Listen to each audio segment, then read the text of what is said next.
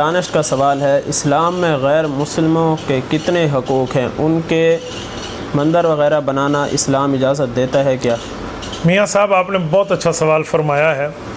اسلام غیر مسلموں کو بہت زیادہ حقوق دیتا ہے۔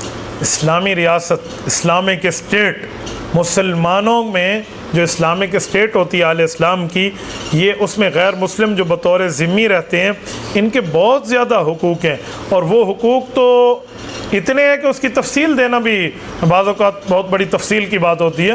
یہ سورۃ ممتحنہ ہے قرآن کریم میں، پارہ نمبر 29 ہے۔ اس میں اگر آپ پارہ نمبر 28 ہے، اس میں اس کی آیت نمبر 8 دیکھ لیں تو آپ کو قرآن کریم کی آیت ملے گی، لا ينهاكم الله عن الذين لم يقاتلوكم في الدين ولم يخرجوكم من دياركم ان تبروهم وتقسطوا اليهم ان الله يحب المقسطين۔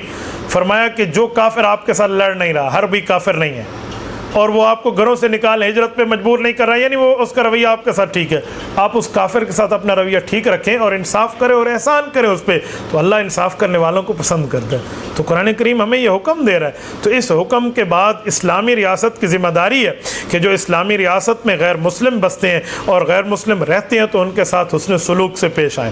ان کے حقوق میں ان کے جان کی حفاظت یہ مسلمانوں کے حقوق میں داخل ہے۔ فرمایا جو ہمارے ذمی کو قتل کرے گا اور ہمارے جس کے ساتھ معاہدہ ہو چکے، حدیث پاک میں ہے، حضور علیہ پاک صلی اللہ علیہ وسلم فرماتے ہیں، صحیح بخاری کتاب الجہاد کی حدیث ہے، فرمایا وہ جنت کی خوشبو بھی نہیں دیکھے گا۔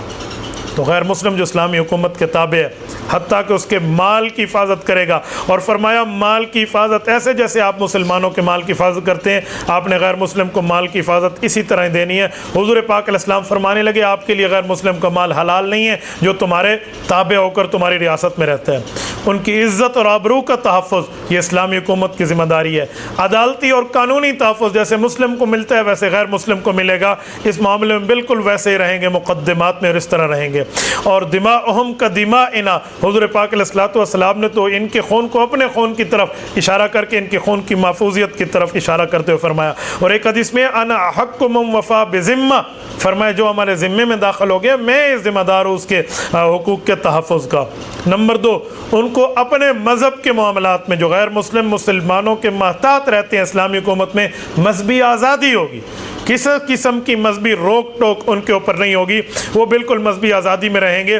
لا اکراہ فی الدین قد تبین الرشد من الغی، قرآن نے فیصلہ کر دیا کہ اب گمراہی اور ہدایت واضح ہو چکے ہیں، اب کسی کو پر جبر ڈنڈا اٹھا کے انہیں یہ نہیں کہا جائے گا تم مذہب بدلو، نہیں، انہیں مذہبی آزادی ہوگی، اور وہ اسلامی حکومت میں مسلمانوں کے شہروں میں مذہبی آزادی کے طور پہ اپنی عبادت گاہوں میں مذہبی آزادی رکھ سکیں گے۔ یہ حضرت عمر بن عبدالعزیز رحمۃ اللہ علیہ سے بھی یہی منقول ہے، اور باقی صحابہ کرام سے بھی، خلفائے راشدین سے بھی، انہوں نے اپنے محتاط ذمیوں کے ساتھ، محتاط غیر مسلموں کے ساتھ ایسے ہی معاملہ رکھا۔ اگر غیر مسلم کو اسلامی حکومت منصب اور ملازمت دینا چاہے تو دے سکتی ہے۔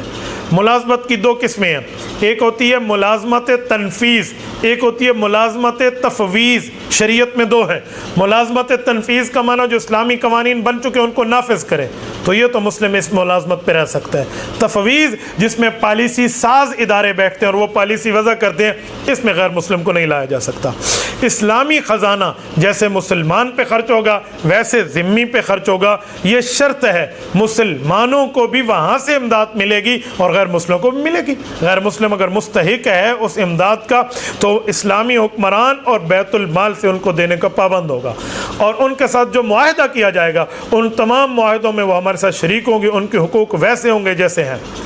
اگر ان کی عبادت گاہ متاثر ہو گئی ہے تو اس کو ریپیئر بھی وہ کر سکتے ہیں، ریپیئر کر سکتے ہیں اپنی عبادت گاہ کو، اور بطور عبادت گاہ اس کو استعمال کر سکتے ہیں، لیکن نئی عبادت گاہ بنانے کی اجازت اسلام نے نہیں دی۔ جس جگہ مسلمانوں کے معاملات میں غیر مسلم بستے ہوں، یہ تمام باتیں مسلمان ان کی حقوق کا تحفظ کریں گے، جان و مال کا کریں گے، عزت آبرو کا کریں گے، ان کے معاملات کا کریں گے، ان کے ساتھ عدالتی معاملات میں ان کو تحفظ ہوگا، سب کچھ ہوگا، مذہبی آزادی ہوگی، لیکن وہ اپنی کنسٹرکشن کر کے نیا مندر، نیا گردوارہ اور نیا کلیسا اور یہ نئے چیزیں یہ نہیں بنا سکتے۔ یہ اہل اسلام میں اسلام اجازت نہیں دیتا۔ کیوں؟ مسلمان بت تراش ہوتا نہیں ہوتا، بلکہ بت شکن ہوتا ہے۔ یہ بت تراشنا یہ رسول اللہ صلی اللہ علیہ وسلم ثابت نہیں ہے۔ مسلمانوں کے تحفظ جیسے تھا ویسے غیر مسلم کو تھا، جو ذمہ حضور کے ساتھ رہتے تھے، رسول اللہ صلی اللہ علیہ وسلم کی ماتحتی میں رہتے تھے، پھر صحابہ کے ساتھ، تابعین کے ساتھ، اہل بیت کے ساتھ، ائمہ تھا، جتنا معاملہ گزرا ہے۔ تو نئی مندر کی اجازت، نئے کلیسے کی اجازت، نئے چرچ کی اجازت، نئے گردوارے کی اجازت، یہ مسلمان